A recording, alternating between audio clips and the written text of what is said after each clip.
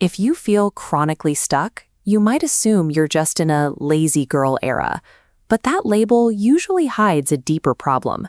It covers up deep exhaustion, distraction, and a total loss of direction, masked by a cute aesthetic.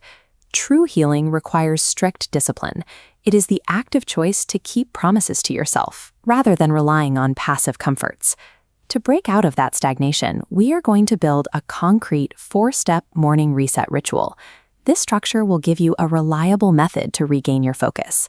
Before you can execute this routine tomorrow, you need to secure 3 physical items tonight: a dedicated physical alarm clock, a journal with a pen, and 10 pages of reading material. Gathering these offline tools right now is a mandatory requirement.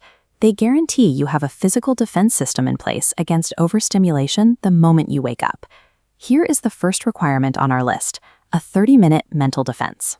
When your physical alarm goes off tomorrow, you must leave your phone completely untouched for the first half hour of the day. The moment you reach for your screen for one quick scroll, you immediately surrender your morning momentum to the demands of the internet. This diagram shows what happens in your brain.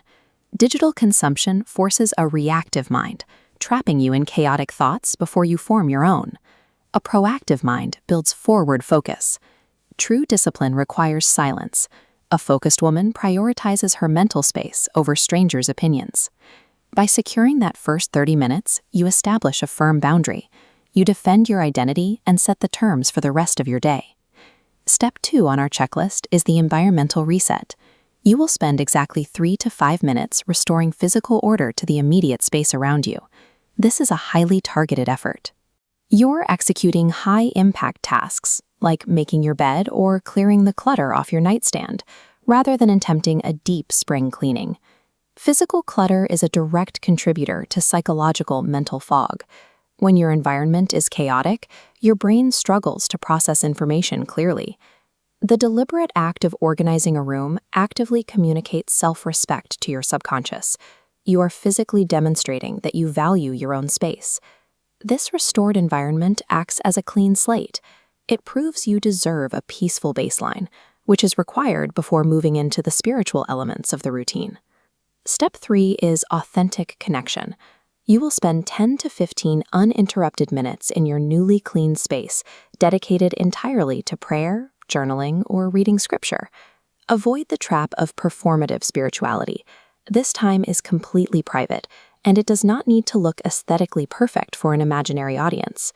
Raw connection requires brutal honesty. Use this time to write or speak clearly about your fears, acknowledge your bad habits, and actively ask for the guidance you need to change them. This internal work is often messy and emotional. It stands in sharp contrast to the highly curated, perfectly calm routines you see online. Without internal transformation, external changes will fail. If you skip this raw spiritual grounding, the rest of the routine becomes an empty set of mechanical habits. The final requirement on our checklist is the consistency anchor.